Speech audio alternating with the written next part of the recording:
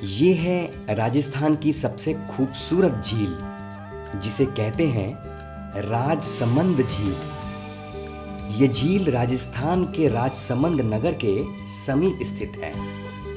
इसके बारे में कहा जाता है कि ये वो झील है जिसे कुदरत ने नहीं बल्कि इंसानों ने बनाया है, यानी मैन मेड लेक। कहते हैं एक बार मेवाड़ के राजा राणा राज सिंह प्रथम जैसलमेर जा रहे थे। बारिश के कारण यहाँ आने वाली 3 नदियों के पानी ने उनका रास्ता रोक दिया। इस वजह से राज सिंह को 3 दिन तक यहीं डेरा डालना पड़ा। ये घटना सन 1662 की है। उस समय राजा राज सिंह ने नदी को रोककर झील बनाने का ऐलान किया। सन 1676 में झील का निर्माण पूरा हुआ। 2.82 किलोमीटर चौड़ी, 6.4 किलोमीटर लंबी और करीब करीब 59 फीट गहरी इस झील को बनाने में उस वक्त 1,78,78,784 रुपये खर्च हुए थे। इसका मतलब ये हुआ कि आप 347 साल पुरानी झील का मुआयना कर रहे हैं। अपने पुरखों की मेहनत और कलाकारी का मुजाहिरा करने के बाद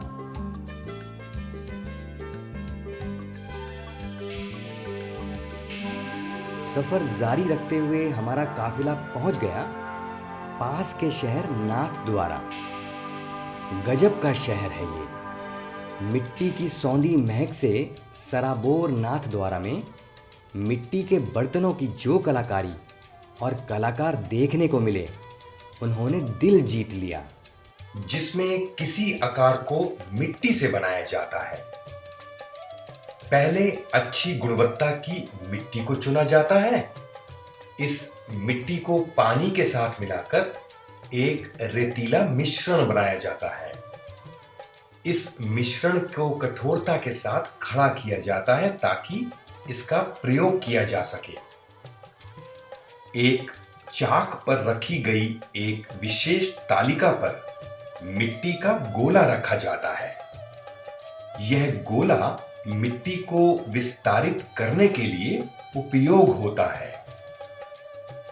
चाक के धीरे धीरे चलने के साथ कलाकार मिट्टी को अपनी इच्छानुसार किसी भी आकार में बनाने के लिए उसे अद्भुत रचनात्मकता के साथ घुमाता है। एक बार जब आवश्यक आकार बन जाता है तो मिट्टी को सुरक्षित किया जाता है और उसे सुखा दिया जाता है। इसके बाद उसे सिरे से अलग किया जाता है और अंतिम स्पर्श और सुंदरीकरण के लिए संचित किया जाता है। मेरा नाम बाबूलाल प्रजापति है। मैं कुंवरिया गांव का रहने वाला हूँ। जिला राजसमंद है, पर मैं ये मिट्टी का काम नहीं करता हूँ। मेरे अगले पिताजी दादाजी ये पुरखों के टाइम से करते आ रहे हैं और मैं भी यही कर रहा हूँ। मगर अब समय क्या है कि अभी पढ़ाई की वजह से लड़के लड़के पीछे वाले हमारे तक ही है ये। बाकी पीछे आने वाला कोई उम्मीद नहीं लग रही है कि ये कर सकते हैं। मटके बनाता हूँ पानी पीने के लिए, या सुरई बनाता हूँ, या दान पत्र पैसे डालने के लिए दान पत्र बनाता हूँ, ब्याह शादी के लिए कलश बनाता हूँ, चिलम बनाता हूँ। एक बार जब मटके को आकार देकर सुखा लिया जाता है तो उसे रंगों से सजाने का काम औरतें करती हैं। यहाँ ध्यान दिया जाता है कि ज़्यादा से ज़्यादा प्राकृतिक रंगों का ही इस्तेमाल किया जाए। विभिन्न रंगों से अच्छी संगतियों का चयन कर घड़ों को रंगों से सजाया जाता है। रंगों को धूप में सुखाने के बाद घड़ों को एक बार फिर हल्की आंच पर पकाया जाता है। इस प्रकार केवल घड़े ही नहीं अपितु अन्य सजावट का सामान भी बनाया जाता है और बाजार तक पहुंचाया जाता है।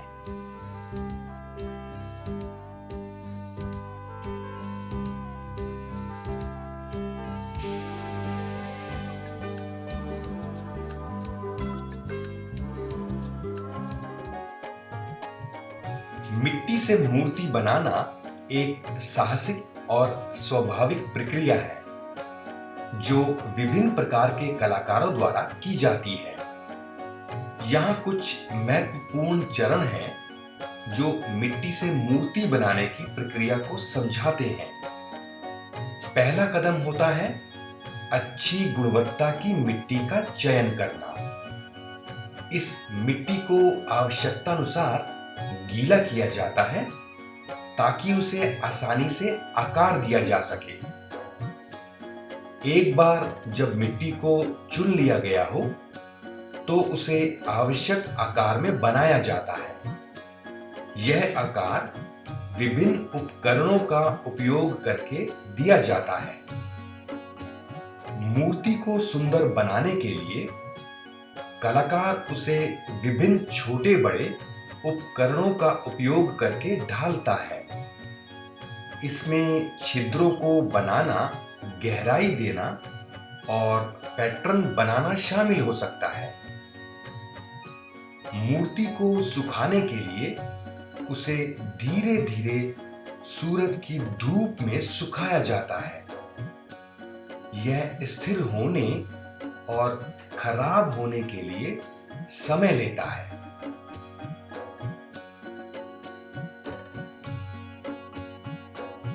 अंतिम रूप देने के लिए मूर्ति को पेंट किया जाता है और अंतिम स्पर्श दिया जाता है। इसमें रंगों का चयन, पैटर्न और डिजाइन को आधारित किया जा सकता है। मिट्टी से मूर्तियां बनाना एक कलात्मक प्रक्रिया है जो रचनात्मकता, धैर्य और कुशलता की आवश्यकता को साथ मिलाकर काम करती है।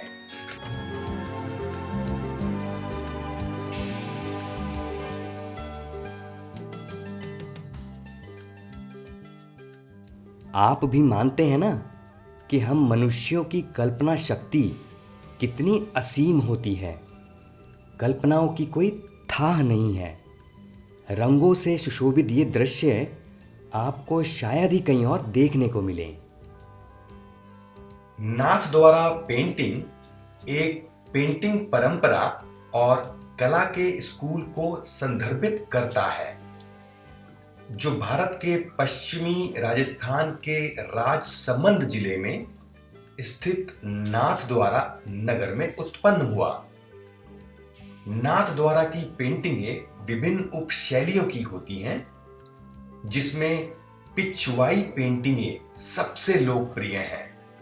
ये पेंटिंगें हिंदू भगवान श्री नाथ जी की मूर्ति के पीछे लटकाई जाती हैं।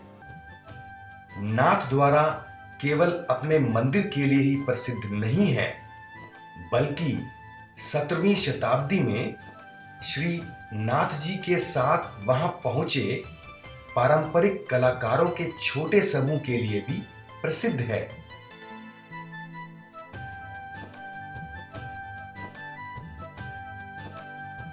नाथ द्वारा आकर यदि मोती महल नहीं देखा तो क्या देखा? भक्ति में होती है शक्ति, और शक्ति हमारी सारी मनोकामनाएं पूरी करती है। ऐसी मान्यता है कि भगवान श्री नाथ जी की यात्रा ब्रजभूमि के जीतपुरा से शुरू हुई और मेवाड़ के छोटे से कस्बे सिंहद में उस वक्त खत्म हुई जब उनका रथ जमीन में धंस गया था। ये सिंहद ही आज नाथ द्वारा कहलाता है। जहाँ रथ धंसा वहीं मंदिर का निर्माण किया गया। ये पवित्र स्थल तिलकायत परिवार का आधिकारिक निवास स्थान है।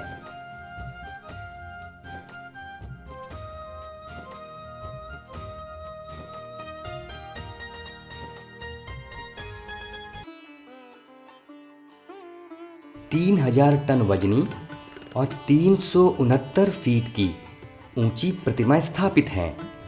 नाथद्वारा की गणेश टेकरी पहाड़ी पर बनी विश्व की सबसे ऊंची शिव प्रतिमा अद्भुत है।